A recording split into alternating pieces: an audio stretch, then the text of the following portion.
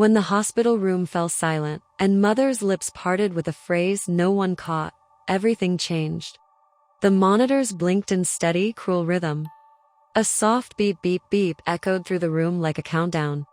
Ava Rodriguez stood motionless beside the hospital bed, her fingers trembling as she tried to hold her mother's hand warm, but fading.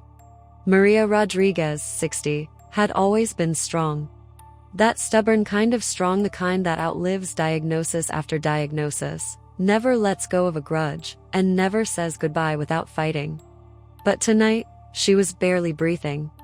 Ava leaned closer, heart in her throat. Maria's lips moved slightly. Dry. Quivering. Don't let him. The words came like a ghost, airy, cracking, barely audible over the hum of machines. Ava's ears strained, eyes locked on her mother's. But before she could ask who, Maria's chest stilled. A long pause followed. Then came the steady tone from the heart monitor. Flat. Final. Nurses rushed in. A doctor. Voices blurred. Someone pulled Ava back. She didn't cry. Not then. Not in front of strangers. Ava just stared at her mother's face. There was a tension in Maria's eyes, even in death. As if she had tried to say more, as if she had died unfinished. 2 hours later, the hallway outside room 417 was empty. The family sat in the sterile waiting lounge, each drowning in a private grief. Daniel, Ava's husband, paced aimlessly. His blazer was wrinkled, tie loosened. He kept checking his phone, muttering something about needing to notify work, needing to step out for a minute. Ava didn't stop him. Ethan, Ava's younger brother, sat curled on the end of the couch, hunched over like a child. His eyes red, cheeks dry. He hadn't said a word since Maria died. Just nodded quietly when asked anything. Occasionally, he gripped his phone tighter, and once, Ava noticed him hastily swipe away a message before she could see. But Ava couldn't think about them. Not yet. All she could hear was, "Don't let him." The night nurse's name was Elaine. Ava found her at the end of the hallway, doing paperwork at the front desk. She said something. Ava blurted, "My mom," before she tried to say something. Elaine paused, surprised. Then, after a moment's hesitation, nodded. "She tried, yes. It was faint. I heard a bit of it." Ava leaned in. "What did she say?" Elaine looked uncomfortable. "I couldn't make out much. Just something like, 'Don't let him.'" And then she gasped. Tried to sit up for a second. Then nothing. "Don't let who?" Ava demanded. Elaine shook her head. "I wish I knew." But her eyes, they were scared. Focused. Like she meant it. Ava closed her eyes. Not long ago, her mother had promised her she'd talk soon. Said there were things Ava didn't know. Family things. Health things. Life things. Now she never would. By morning, Maria's room had been cleaned out.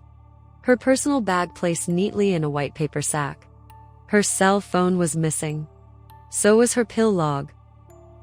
Standard policy. The nurse said, "Medical staff handles medications. Cell phones are often kept for record purposes." Something didn't sit right. Ava walked past room 417 once more. There was no sound now. No beeping. No warmth. Just the hollow echo of words unfinished. And still, the phrase haunted her. "Don't let him." Who? Daniel? Ethan? Someone else? And what was she not supposed to let him do? Elaine, the nurse, stops Ava on her way out. She whispers nervously, "This might sound strange, but your mother, she wasn't supposed to be alert at all last night. Her medication dosage. She should have been unconscious." Ava's heart sinks. "What are you saying?" Elaine looks around. I think she fought it. Whatever they gave her. She forced herself awake. Just long enough to say that. Every night since, I hear her voice whispering about a promise she never kept. Ava didn't sleep that night. She sat at her mother's old oak desk, a glass of wine untouched beside her. On the desk, Maria's purse, emptied. A copy of the death certificate. A hospital envelope labeled "Discharged Deceased," and the voice. Don't let him. Still looping in her head. There was one more thing. A folded piece of notebook paper, wedged in the side pocket of Maria's handbag. The edges were soft, the ink smeared. The handwriting unmistakably her mother's, careful, but rushed. If anything happens to me, check the red box in the top closet. That closet hadn't been opened in years. Upstairs, Ava pulled down the dusty storage box. Inside, photo albums, a zippered leather pouch, and a small, cherry red velvet box. It looked like something that might hold jewelry, but when she opened it, there was no necklace, no ring. Just a key. Small. Brass. Ornate. And beneath it, a note. Not everything I kept from you was to hurt you. Some things were to protect you. Ava sat down on the floor, overwhelmed. Her mind reached back years to a night when she was maybe 10 years old. Maria had come into her room in the middle of the night, sat at the edge of the bed, and whispered, "Someday, you'll understand why I can't tell you everything. But I promise before I go, I'll give you the truth." That promise was made in the dark. In a whisper. Just like her last words. And now she was gone. Downstairs, Daniel stood in the kitchen, talking on the phone. Ava could hear his voice through the vent in the ceiling above the hallway. "No, it's fine. She's just processing.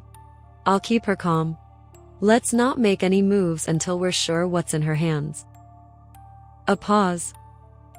Exactly. We can't afford to blow up right now. Not with everything that's at stake. Then the call ended. Ava's breath caught. She stepped back from the vent, coldness spreading through her spine. The next morning, Ava visited Ethan. He lived in a small studio apartment near Capitol Hill, cluttered, dark, but filled with tech gear and photography prints. Ava found him half asleep, eyes sunken. "I'm not doing this," he said immediately. "Mom's gone. We don't need to dig through her life. She wanted us to," Ava said, voice low. "She wanted peace." Ethan snapped. "She didn't want you treating her like some murder mystery." Ava placed the key gently on his coffee table. "She left this. She left instructions.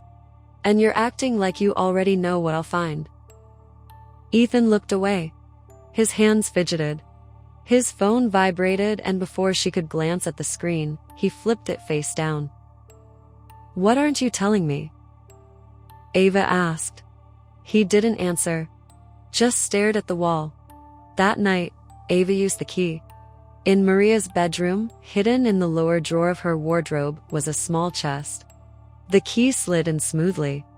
Inside, a worn leather-bound journal. 2 sealed letters. And a white envelope marked with a hospital logo, time-stamped 3 weeks ago. The journal was full of daily reflections, but halfway through, a page had been torn out. Another had smudged ink and scratches. One page stopped mid-sentence. "If Daniel ever finds out about Ethan's not ready. Jim shouldn't have come back." Ava stared. 3 names. 3 secrets. She hadn't seen Jim in 15 years. Not since their mother cut him out of their lives without explanation. At the bottom of the box, she found something she didn't expect: a hospital log sheet, stamped confidential. It listed outgoing calls from room 417. One of the calls, time-stamped 2:47 a.m., just minutes before Maria flatlined, was to an unknown number.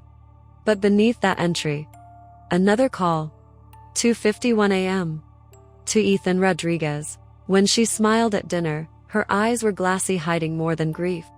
Maria had always kept her smiles rehearsed. The kind of smile that smoothed over family arguments, soothed nosy neighbors, and masked whatever lay buried underneath. Now, Ava saw those old smiles differently. She sat on the living room floor, surrounded by Maria's journal pages, some torn, some ink-stained. Her fingers kept returning to the hospital log sheet. 2:51 a.m. outgoing call, Ethan Rodriguez. Ava didn't call him right away. She needed space to think. She needed answers from someone who hadn't spent the last 6 months pretending everything was fine. That someone was Leslie Green, Maria's college roommate. Leslie lived just outside the city, in a retirement community that smelled of citrus and polish. Ava hadn't seen her in years. "I still think of your mother every Sunday," Leslie said, pouring tea. That was her day. No phone calls. Just coffee, music, a book in the sun. Did she seem different lately? Ava asked. Paranoid? Stressed? Leslie hesitated. She called me 2 weeks ago crying, she said. Said she felt like time was closing in on her. That she had done something she couldn't take back. Ava's chest tightened. Did she say what? Leslie shook her head. Only this: if something happens to me, they'll think it's an accident. But it won't be. Back home, Ava confronted Daniel. She didn't mention the hospital log. Not yet. Instead, she asked, "Did Mom ever talk to you about a man named Jim Walker?" Daniel blinked. No. Who's that? She dated him before she met Dad. I think there's something there. Something she was hiding. Daniel shrugged too quickly. That was decades ago. You think this is about some old boyfriend? I think this is about more than one person, Ava said, stepping closer. And I think she was afraid of at least one of them. Daniel's jaw tensed. You're spiraling, Ava. You always do this when you don't have control. Ava studied his face. He looked tired, defensive, maybe scared, maybe something else. That night, she finally called Ethan. What happened at 2:51 a.m., Ethan? Long pause. Then, what are you talking about? I have the hospital log. I know she called you right before she died. Silence. Then his voice cracked. I didn't answer. My phone was on silent. I saw the missed call when I got home. I didn't want to believe it. Why didn't you say anything? Because if I had answered, maybe she'd still be alive. His voice broke. Ava heard real pain, but also something else. Guilt. Heavy, suffocating guilt. Later that night, Ava went back to the journal. Pages felt different, now alive. Like each line whispered clues. On one page, smudged beneath a pressed flower, Maria had written, "The smile I wear isn't mine. It's borrowed from a time before the lies began." On another, he looked right at me when he said, "Nothing will happen unless you make it happen." No names. No dates. Just fragmented memories. But Ava saw the pattern. This wasn't just about a dying woman remembering love or regret. This was someone tracking her fear. She flipped to the final entry, the one Daniel had glanced at and dismissed the week before. There, beneath a blank page, Ava noticed something odd. The paper had layers. 2 sheets had been stuck together, barely noticeable. She carefully peeled them apart. And there it was. A hidden entry, almost invisible under faded blue ink. If Daniel ever finds out about the letter I sent Jim, it will all unravel. I should have destroyed it. But part of me wanted it found. Maybe by Ava. Maybe after I'm gone. Ava's heart pounded. There was a letter. And Maria had sent it. To Jim Walker. Ava opened Maria's old email account, guessing her usual password pattern. It worked. In the sent folder, just one recent message stood out. To jwalker45@outlook.com. Subject: in case I don't get to explain. The message was dated 3 days before Maria died. Ava clicked it open, but the body was empty. An attachment was missing. Deleted. And in the top corner of the screen was a forward address. DonnieLg@GrantLawFirm.com. The security log said Daniel left the hospital at midnight, yet CCTV showed him entering Maria's room. Ava stared at the email on the screen. DonnieLg@GrantLawFirm.com. Why had her mother's final message been forwarded to her husband's work email? Maria hadn't even liked using email. For her to go through the trouble of writing something out and then attach something only for it to be redirected? Her blood turned cold. She didn't confront him right away. Instead, she called the hospital's records office and requested visitor logs for the night of her mother's death. The clerk hesitated, citing policy. Ava pushed. My mother passed away that night. I'm not looking for gossip, I'm trying to understand what happened. There was a pause. Then, I'll email you the non-redacted logs. But you didn't get them from me. The email came an hour later. A spreadsheet of ID badge swipes, timestamps, and camera zones. Daniel's badge had been swiped into the building at 11:43 p.m. He'd told Ava he was asleep by then. At home. But the logs didn't lie. At 12:07 a.m., a motion alert showed someone entering room 417. Daniel's badge again. She visited the hospital in person the next day. Security was hesitant. You're not law enforcement. The guard said, arms crossed. But I'm the daughter of the deceased. Ava replied. And you're about to find out what it feels like to ignore that. After some firm pressure, they let her view the CCTV footage from that hallway. The footage was grainy, time-stamped, black and white. At 12:07 a.m., the figure appeared. Daniel. He stood at the door. Knocked softly. No one came. He opened the door. Disappeared inside. Remained for 11 minutes. Then reemerged, expression unreadable, and walked out of frame. By the time she got home, Ava was shaking. Daniel was in the kitchen. Stirring tea. Acting normal. I need to ask you something, she said, voice tight. Of course. He smiled. What were you doing at the hospital the night Mom died? His smile faltered. What? You told me you were home by 10:30. But the hospital logs show your badge swiped in after 11:40. You were in her room at midnight. Daniel froze. Then his jaw clenched. I was checking on her. I couldn't sleep. I was worried. You didn't mention that. Because I knew how it would look. How what would look? Daniel looked away. She wasn't doing well, Ava. The doctors weren't being clear. I needed to know if they were lying to us. She stepped closer. Then what did you say to her? He didn't answer. That night, Ava couldn't sleep. She opened the old cedar chest again, searching for anything she might have missed. Inside one of the folded documents, she found a legal envelope. Her hands shook as she opened it. Inside, a copy of a beneficiary update form. Maria had changed her life insurance recipient just 3 months ago. The new recipient, Ethan Rodriguez, primary. Ava was listed as contingent. There was no mention of Daniel. At the bottom, scribbled in Maria's handwriting. Daniel cannot know. He'll say it's about trust. But it's about protection. The next morning, Ava met Ethan at a coffee shop. He looked pale, twitchy. She slid the envelope across the table.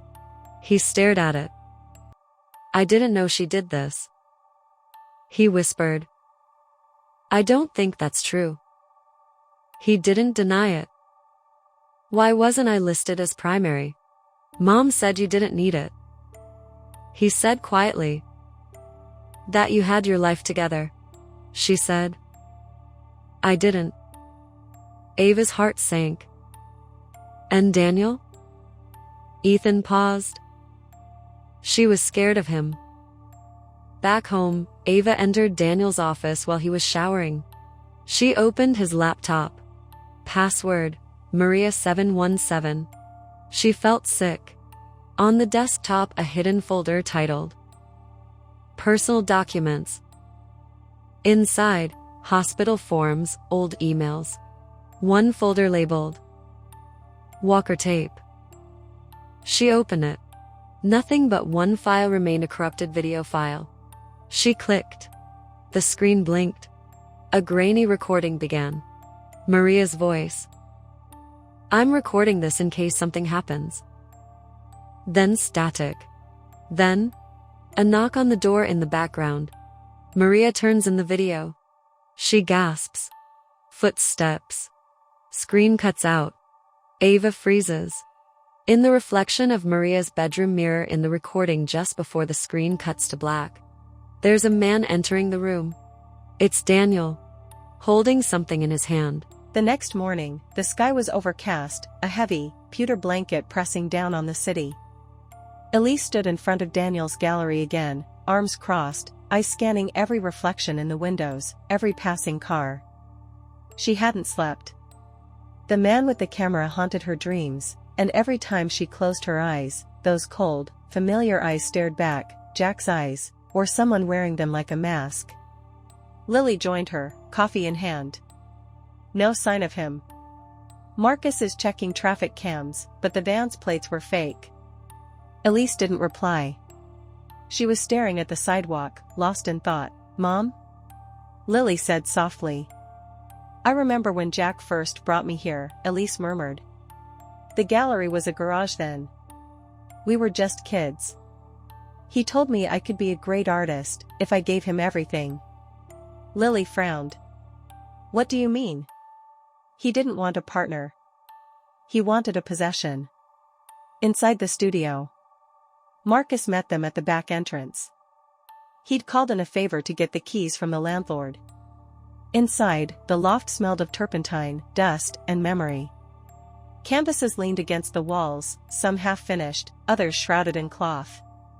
Elise moved through them like a ghost in her own past. She paused in front of one covered frame. Gently, she pulled the cloth away. Beneath it was a portrait, Daniel's most detailed yet. A woman sitting alone at a diner table, surrounded by empty seats. Her expression was unreadable. But Elise recognized the setting. She had eaten there once, after leaving Jack, with Daniel still in her arms. She reached up and touched the canvas. I think he remembers more than I ever expected, she whispered. Lily picked up a stack of mail from the nearby table. Most of this is junk. But here's something. It was a letter addressed to Daniel, but from a sender with no name. Just a single return address in East LA. Elise opened it slowly. Inside was a single sentence, she's not telling you everything. The threat deepens. I think he was being watched, Marcus said. Whoever wrote this knew about you. Maybe about Jack. Maybe even about Lily. Why now? Lily asked. Why come after him now, after all these years? Elise's voice was distant. Because Daniel started making noise. He's not hiding anymore. He's speaking through his art. And someone doesn't want the truth in a frame. Marcus turned toward Elise. I think Daniel found something. Maybe about Jack. Maybe about Rico. Something worth silencing him for. Elise's eyes narrowed. We need to find him. Before they do. Marcus nodded. There's one more place we can check. An old photography collective he used to rent space from, near the docks. The collective. The collective was housed in a crumbling brick building surrounded by storage units and forgotten boxcars. Inside, the studio was dark, lit only by a row of skylights. They found Daniel's corner near the back, empty, but not untouched. A broken frame lay on the floor. Photos were scattered across a table, street shots, protests, faces and shadows. One photo was marked in red ink. It was of Elise. Not from a portrait. From life. She was crossing a street near her home, recent, unmistakably recent. Elise's breath caught. Someone's been watching me. A sound came from the hallway. Footsteps. Lily reached for her phone. Marcus signaled silence, stepping toward the door. Elise, a voice called. They froze. The voice was low, cautious. I don't want to scare you. But I need to know if you're really here. Elise stepped out into the hall. A man stood there, tall, thin, with dark circles under his eyes. He looked older than the boy in the photo, but younger than Elise had imagined. His eyes, those were her eyes. Daniel, she whispered. He didn't move. I saw you at the gallery, he said. I thought you were a ghost. I feel like one, she replied. I got your letters. From Marcus. The ones you never sent. His voice cracked. Why didn't you come sooner? Town. Not this time. The address Jim gave led her to a 2-story house on a quiet street framed by pine trees and peeling fences. The lawn was neat. The mailbox rusted. Jim answered the door in silence. Older now, of course, but unmistakable. Those same eyes. That haunted stillness. Ava. He said. Jim. She replied. Neither extended a hand. He didn't offer her coffee. Or tea. Just led her to a sunlit back room filled with books and yellowing maps. I hadn't heard from Maria in decades. Jim said, sitting across from her. I thought she wanted it that way. She did. Ava said. But she emailed you 3 days before she died. He nodded. I never opened it. I saw her name. And couldn't bring myself to click it. Ava stared at him. Why? What happened between you two? He sighed. We were young. And stupid. I thought we could fix each other. She had demons, Ava. Things she didn't talk about. Not even to me. He leaned forward. But I loved her. And when she got pregnant. Ava froze. Pregnant? Jim blinked. She never told you? Ava's voice went cold. Told me what? Jim looked suddenly unsure. She said she lost it. That it was too early to tell anyone. Ava's throat tightened. I was born in 1990. I know. Jim said quietly. But she cut ties with me in 1989. A silence fell between them.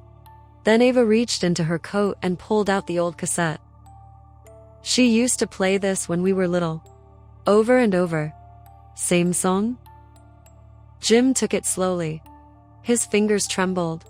He pulled an old cassette player off a shelf, slid the tape in and hit play. A low hum. A crackle. Then Maria's voice. Not singing. Speaking. This isn't for memory. It's for truth. If anyone ever listens, let it be Ava.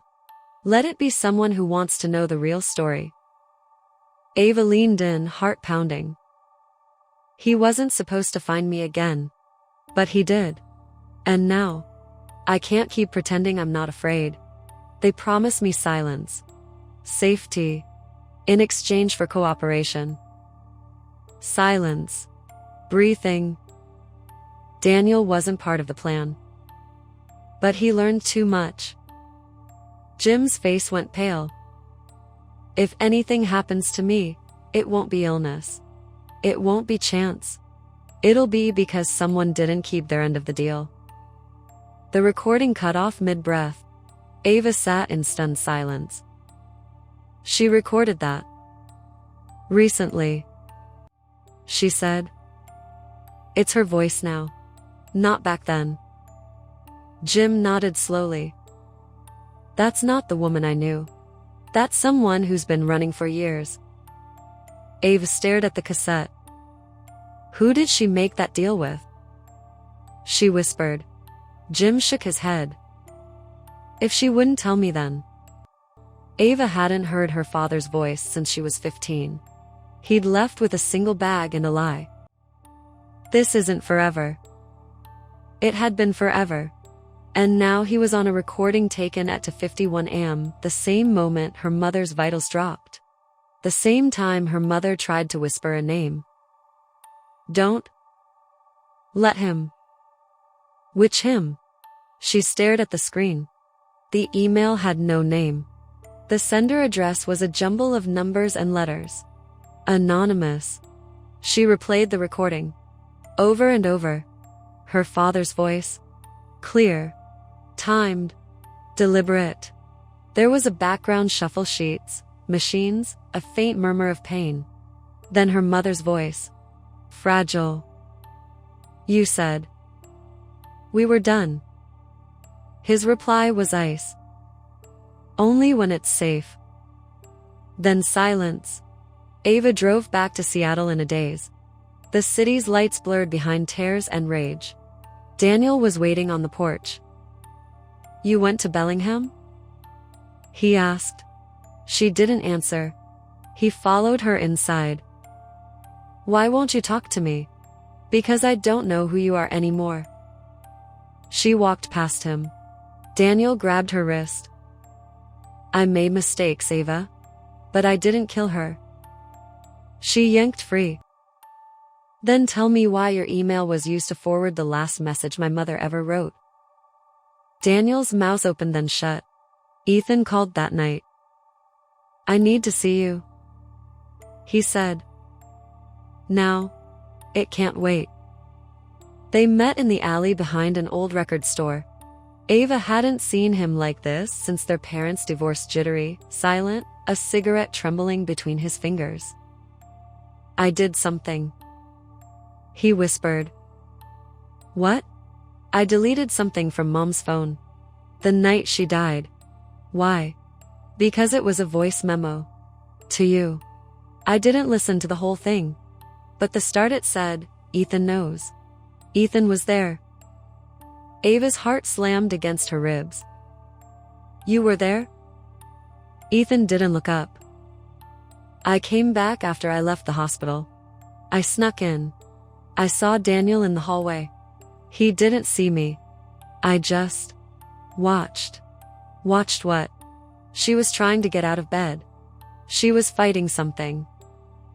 Ava grabbed his shoulders. What was she fighting? Ethan's voice cracked. Whatever was in her blood. They sat in silence. Finally, Ethan spoke. You need to see something. He opened his phone. Typed quickly. Pulled up an old email thread. Photos attached. Hospital documents. Blood test results. In red. Presence of digoxin unprescribed. A toxic cardiac medication.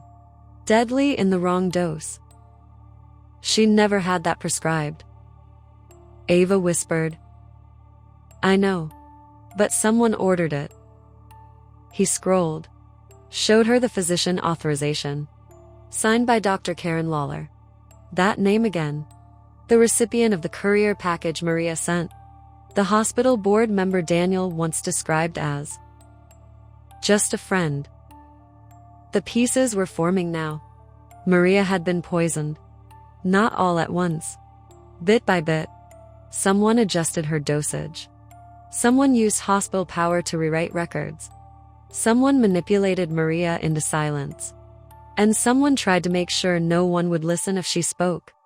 As Ava sat in her car, staring at Ethan's phone, a call came in. Blocked number. She answered. The voice on the line was female. Cool. Calm. Stop digging, Ava. Or you'll find out exactly what your mother died protecting. Then a click. The call disconnected. And the next moment Ethan's phone buzzed with a message. Just one word, run. They messed with her medicine schedule, they called it care, but I knew it was control. The text message still blinked on Ethan's phone, run. Neither of them moved. Ava's heart pounded in her ears. The darkness in the car seemed to close in. The Seattle night, once familiar, now felt predatory. "Who sent that?" she whispered. Ethan shook his head. "The number's unlisted." Ava opened the car door. "We're not running. Not now." They drove to Harborview Medical Center. It was nearly midnight, but Ava didn't care. She marched into the emergency wing with Ethan beside her. Her badge from the Seattle Tribune still opened doors. She asked for the on-shift supervisor. She demanded access to the patient medication log. "I'm investigating potential negligence in a high-profile case," she said. "And I have evidence of tampered drug logs tied to a fatality." The nurse hesitated, then led them to the records department. It took 10 minutes. The printout was 22 pages long. Page 16 broke her. It showed Maria's medication entries for the day she died.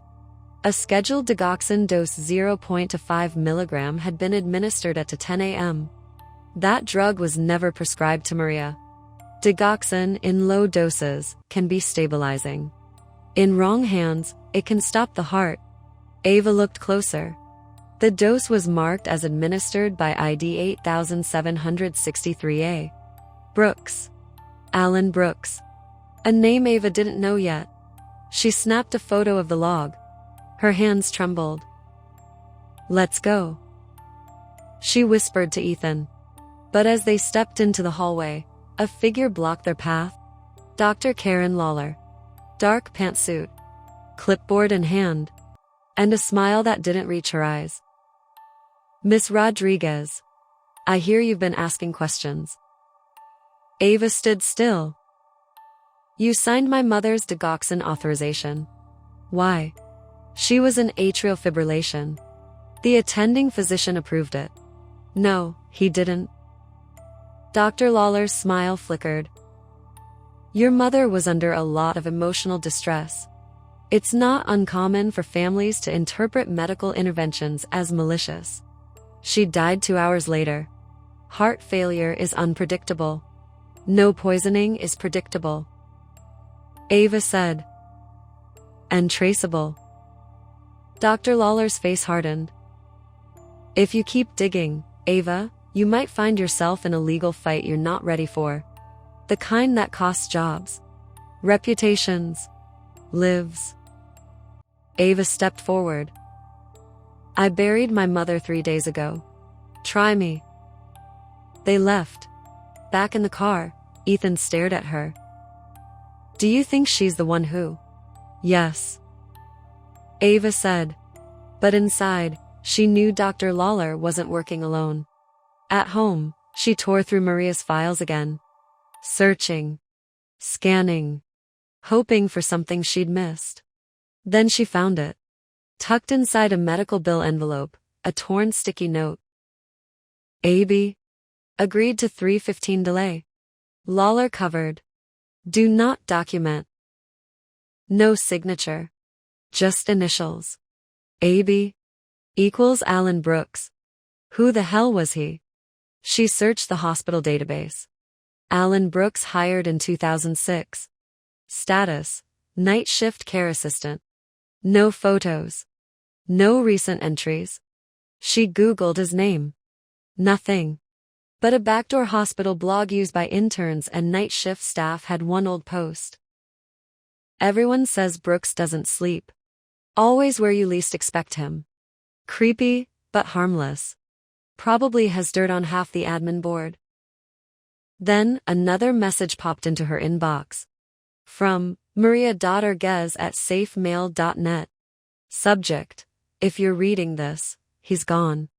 The timestamp: 4 days before her death. The message body was one line. "Alan Brooks has something. He was supposed to give it to you, not them." Ava's head spun. Her mother knew she was being silenced. She prepared for it. And she tried to send help through the very system killing her. Ethan was pacing. "What do we do now?" "We find Brooks." Just as Ava shut her laptop, the house phone rang. She hadn't heard it in weeks. She picked it up. A man's voice trembling. "This is Alan. I didn't want to do it. But I had no choice." Click. The line went dead. Then her cell phone buzzed. A message. "Check your porch. Jim sends me an email out of nowhere. Whatever you think you know, you don't yet." The porch light buzzed above Ava's head as she stepped outside. The Seattle air was thick with fog, the kind that made everything feel muted and slow, like the city was holding its breath. On the steps was a plain manila envelope. No return address. No name. Just a red ink stamp on the corner. "Keep safe." Ava took it inside, heart hammering. She slit the envelope open with a kitchen knife. Inside, a folded hospital badge, a USB drive, and a handwritten note in sharp, nervous pen. "I didn't touch the file. She gave it to me herself. You were supposed to get it after. Please don't come looking for me. Alan Brooks." Ava turned the USB in her fingers. It was warm, as if it had just come from someone's hands. She plugged it into her laptop. A folder opened. Sabina case. Inside were 3 files: statement, MP4. Hospitalig, for 17, docs. Lawler call, WAV. She opened the video first. The screen flickered. Maria sat alone in a hospital bed. Not her final night. Her hair was fuller, her face still strong. Her voice, however, was heavy, weighted with finality.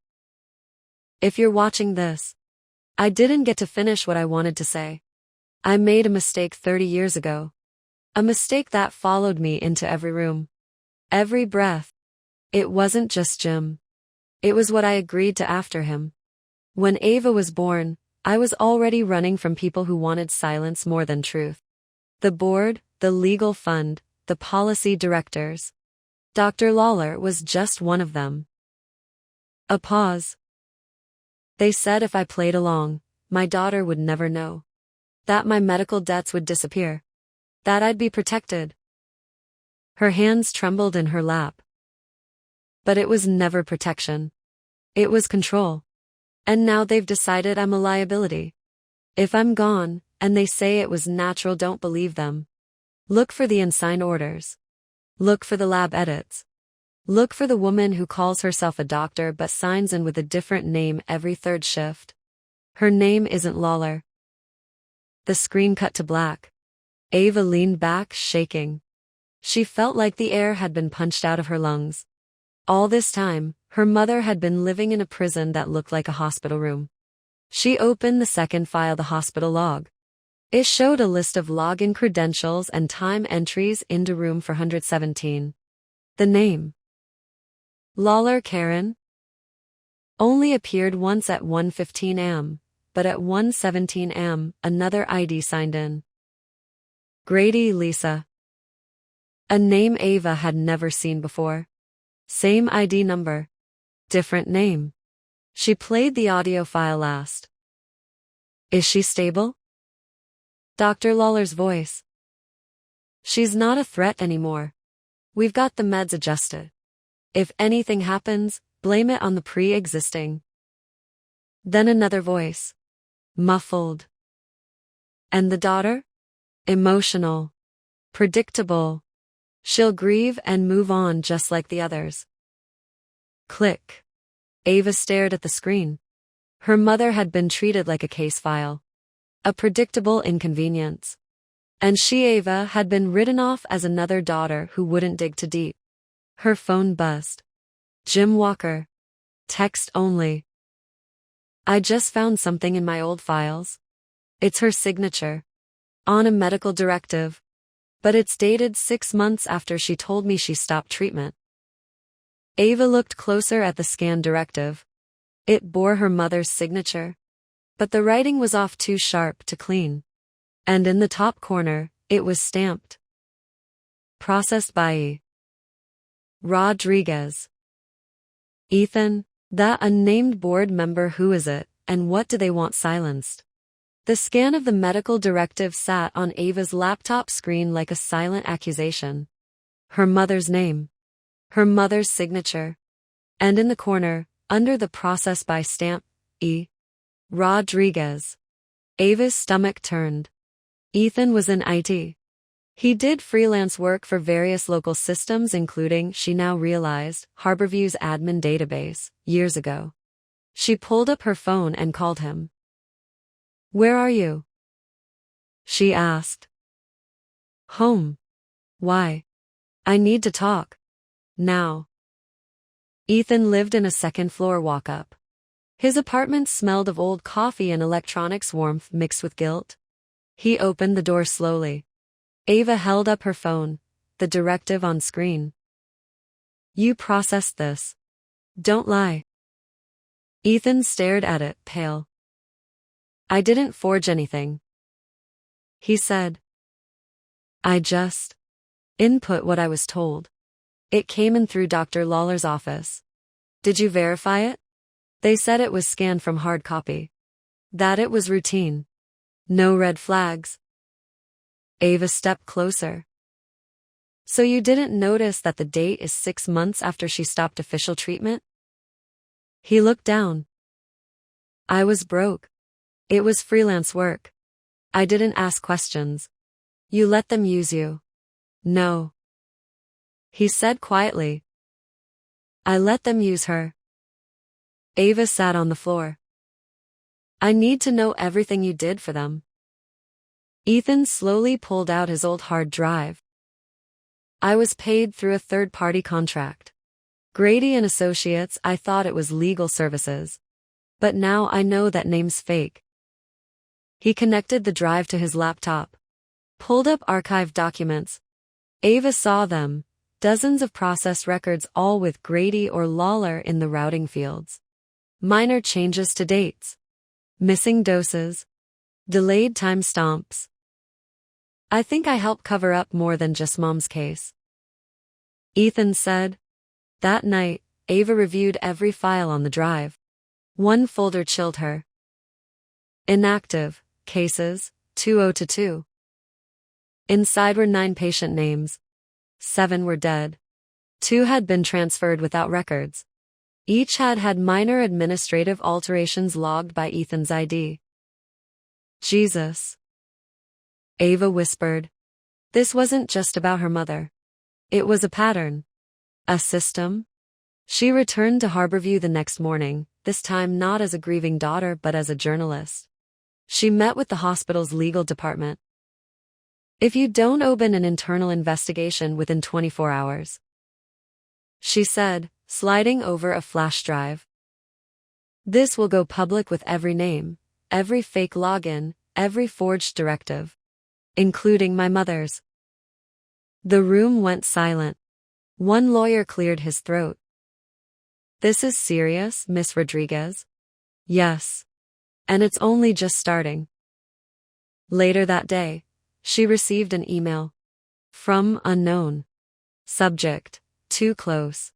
The body was just one sentence. "If you want to know who signed her fate, follow the donor trail." Attached, a redacted donation ledger.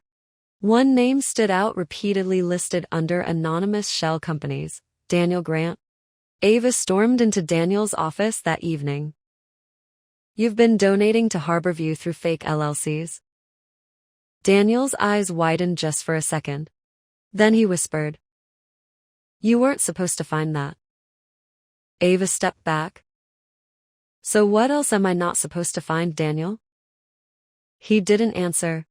But in the reflection of the office window, she saw something behind her. Someone standing. Watching. Badge said Alan Brooks, but when I saw who wore it, my heart froze. The man standing behind Ava in Daniel's office wasn't security. He wasn't a nurse. He wasn't even supposed to be there. His hospital badge said, Alan Brooks Care Team Assistant. But Ava had already seen a staff photo of Alan Brooks. The man in front of her wasn't him. Daniel rose slowly from his chair. "Mr. Brooks." The man spoke first. "We need to talk. Privately." Daniel looked at Ava, hesitant. She stays. Alan said. This concerns her more than anyone. They moved into the conference room. Ava's hands were clenched around her phone, already recording. Alan sat at the head of the table. I'm not who my badge says I am. He started. I took Ellen Brooks' place 2 years ago. After he disappeared. Disappeared? Ava asked. He nodded. Heart attack. No next of kin. No press. The board covered it up. Transferred his credentials to me under a contract they called ghost staffing. I was paid well to be invisible. Daniel stayed silent. Why? Ava asked. To move between rooms without raising questions. He said. To administer what real nurses wouldn't. Alter schedules. Delay doses. But only on specific patients. Like my mother. Alan looked down. She didn't want sedation that night. But Lawler insisted. I delayed the medication by 40 minutes. Enough time for Maria to send the message to you. Ava swallowed hard. Why are you telling me this now?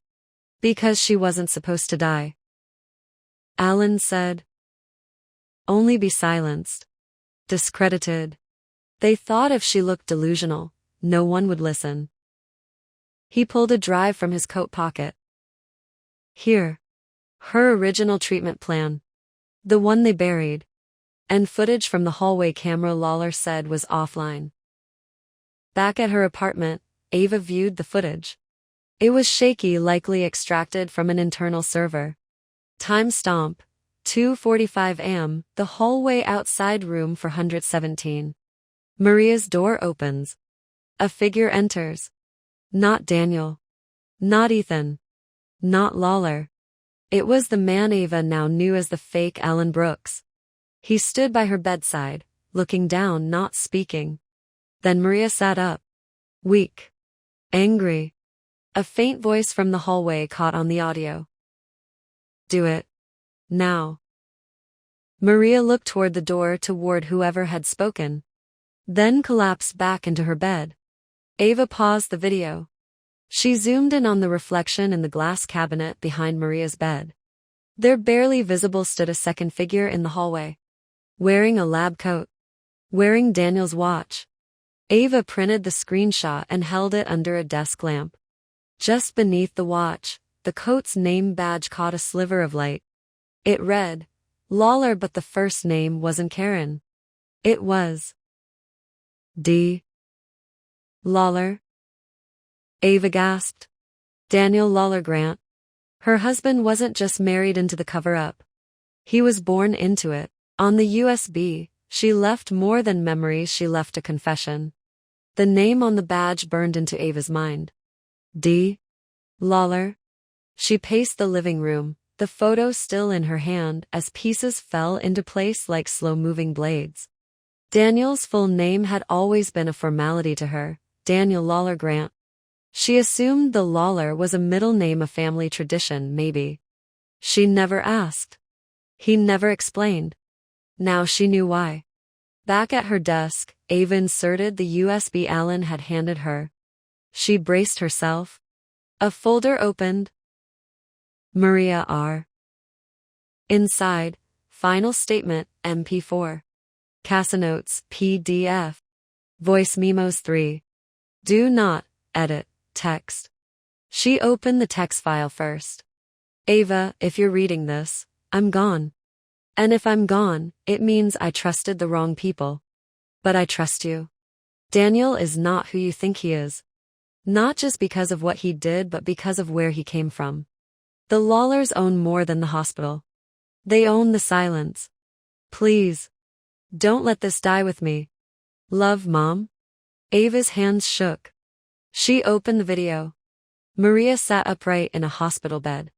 Her skin pale, lips cracked. Her breathing shallow. But her eyes were clear. Focused. This is for my daughter. For the one I tried to keep safe by keeping secrets. I met Daniel when I was already in the system. He came with flowers, but he didn't tell me his last name not for weeks. I found out by accident. And by then, I was already in love. His mother Karen Lawler was on the hospital board. She offered to waive my medical debts. Said I'd be eligible for early trial care. All I had to do was agree to sign over a few forms. I thought it was policy. Routine. It wasn't. They used me. I was the first. Then the second. Then one of many. They changed dates. Delay doses. Edit lab reports. When patients die, the cause is never questioned. She coughed, turned off her four with a practiced hand, and leaned forward. I tried to walk away. But when I threatened to report them, Karen brought Daniel in. I thought he didn't know. But the way he looked at me that day, I knew. He wasn't just their tool. He was their son. Tears welled in her eyes. I should have left. I didn't. Because of you. They threatened to take you. To discredit me. Frame me. So I stayed. She reached for the camera. This USB contains logs, signatures, recorded calls. Ava, whatever happens, tell the truth. Tell them I didn't die because of heart failure. I died because I remembered too much. The video ended. Ava opened the CASA Notes PDF next. 76 pages. Dates. Patient names. Physician entries. Handwritten annotations from Maria, some in red ink. Every name matched one of the inactive cases from Ethan's hard drive. All of them connected to board decisions authorized by Karen Lawler. Many had been processed through Grady and Associates, a shell Daniel helped manage. The final document was a call transcript. Date: February 14th. Caller: Karen Lawler. Recipient: Daniel Grant. Topic: Maria Rodriguez. Karen. We can't afford this going public. She's documenting everything. Daniel. I'll handle it. Karen. She trusts you. Daniel. Then it won't be hard. Karen. Just make sure she's quiet by the end of the week. Ava sat frozen. All the guilt she had ignored, the hesitation in Daniel's voice, the way he downplayed every question, his fake hospital visit, it had all been a performance. He hadn't just covered for the system. He was the system. A knock at the door pulled Ava from her thoughts. She checked the peephole. It was Daniel. Holding flowers. And behind his back something glinting in the light. A key. To Maria's storage locker. The one no one knew existed. Except Daniel. I stood at Daniel's doorstep at midnight, evidence in hand, heart pounding. Daniel stood in the doorway, just like he had the first time she fell for him, calm, handsome, and holding something he hoped would make everything better. But Ava had seen the USB. She had heard the recordings. She'd watched her mother die again on video. Flowers meant nothing now. You said you didn't know. She said quietly. Daniel froze. You said you didn't know what they were doing to her. He lowered the bouquet. I didn't lie. You were born into it.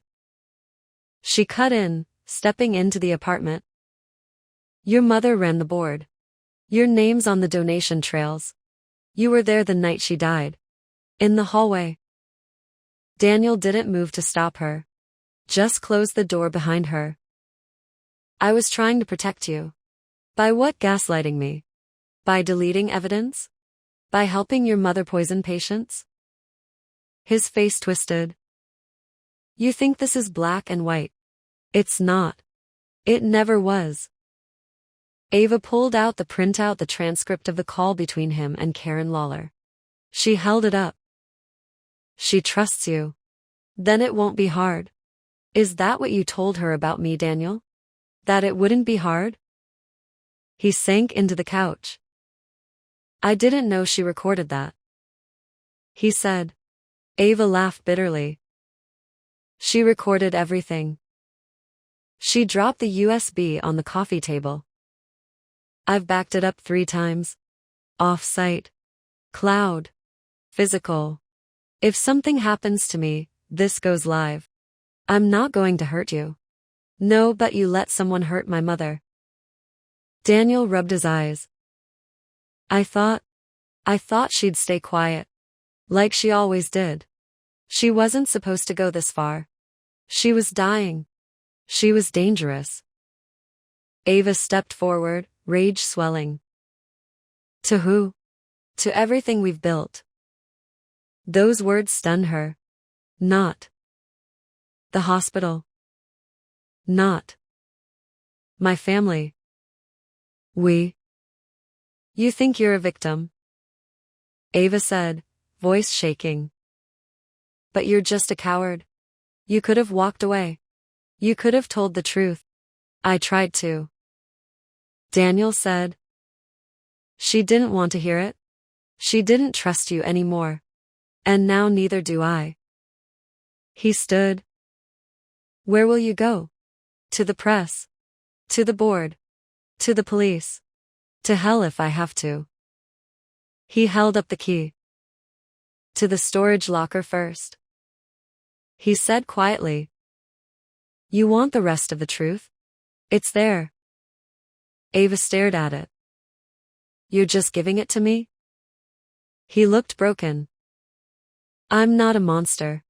Just a son who failed. She took the key. This doesn't absolve you, she said. I know. As she left, her phone buzzed. A single text from Alan Brooks. They know you have the USB. Lawler's pulling strings to block the investigation. You need to go public.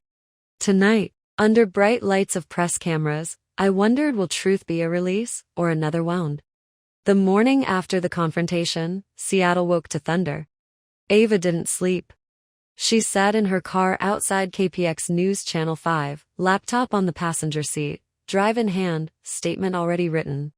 In the back seat, copies of every log, every video, every shred of testimony Maria left behind.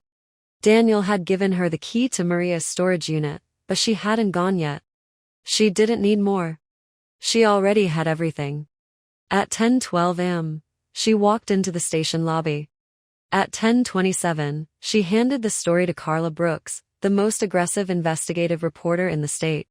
By 11:05, the Channel 5 legal team had reviewed the files. And by 12 p.m., Ava Rodriguez was live on air. She didn't cry. She didn't shake. She stared into the camera and told Seattle the truth, that her mother, Maria Rodriguez, had been murdered not with a knife or a gun, but with paperwork and a sedative. That hospital executives had covered up patient deaths, altered records, and silenced whistleblowers. That her husband, Daniel Grant, son of board member Karen Lawler, had been complicit in hiding the truth. That she had proof. The phones at Harborview lit up within minutes. By 1:15 p.m., the Washington Department of Health had released a statement calling for an emergency inquiry. By 2:30, Dr. Karen Lawler's profile was quietly removed from the hospital's website. By 4 o'clock, Daniel Grant's law license was placed under review. And by 6:17 p.m., as the rain poured harder than it had in weeks, Ava received a call from the police. We have a sealed warrant, the detective said. New evidence came to us just hours ago. Ava thought he meant Lawler. But then he said the name. Ethan Rodriguez. She froze. What? He's named in the documentation as a signatory on several false authorizations. We have reason to believe he facilitated internal record tampering for profit. Ava's knees went weak. No. She whispered. He was used. He didn't know. He knew enough. The detective said. He's being taken in for questioning. The rain pelted the windows. The camera crews packed up. The lights dimmed. Ava stood alone in the studio lobby, her reflection broken by the storm's flickering. All this time she thought she was chasing her mother's killer. Now she wasn't even sure who was left to save. She drove straight to Ethan's apartment. The police were already there. Lights flashing. Tape across the door. Ethan sat in the back of a cruiser, face blank, palms together like he was praying. Ava approached, and for the first time in years, he wouldn't meet her eyes. A detective pulled her aside. He confessed to knowing about the beneficiary change. He said he was told it would protect your family from debt, but when he found out it made your mother ineligible for advanced care, he kept quiet. But he didn't forge anything? No. The detective said. That part was someone else. Likely Daniel. But Ethan didn't stop it. He helped it move. Ava walked to the window of the cruiser. Ethan finally looked up. He mouthed, "I'm sorry." She nodded but didn't say anything back. Back home, Ava checked the old key Daniel had given her. She drove to the storage unit on Eastlake Avenue. Inside, dust and silence. But at the back, beneath a tarp, was an old black suitcase. She opened it. Inside, dozens of patient files. Some with signatures she didn't recognize. And one marked only with initials. A. R. Ava gasped. Her own name. Under bright lights of press cameras, I wondered, will truth be a release, or another wound? The morning after the confrontation, Seattle woke to thunder. Ava didn't sleep. She sat in her car outside KPX News Channel 5, laptop on the passenger seat, drive in hand, statement already written. In the back seat, copies of every log, every video, every shred of testimony Maria left behind. Daniel had given her the key to Maria's storage unit, but she hadn't gone yet. She didn't need more. She already had everything. At 10:12 a.m., she walked into the station lobby. At 10:27, she handed the story to Carla Brooks, the most aggressive investigative reporter in the state. By 11:05, the Channel 5 legal team had reviewed the files. And by 12 p.m., Ava Rodriguez was live on air. She didn't cry. She didn't shake. She stared into the camera and told Seattle the truth, that her mother, Maria Rodriguez, had been murdered not with a knife or a gun, but with paperwork and a sedative. That hospital executives had covered up patient deaths, altered records, and silenced whistleblowers. That her husband, Daniel Grant, son of board member Karen Lawler, had been complicit in hiding the truth. That she had proof. The phones at Harborview lit up within minutes. By 1:15 p.m., the Washington Department of Health had released a statement calling for an emergency inquiry. By 2:30, Dr. Karen Lawler's profile was quietly removed from the hospital's website. By 4 o'clock, Daniel Grant's law license was placed under review. And by 6:17 p.m., as the rain poured harder than it had in weeks, Ava received a call from the police. "We have a sealed warrant," the detective said. "New evidence came to us just hours ago." Ava thought he meant Lawler. But then he said the name. Ethan Rodriguez. She froze.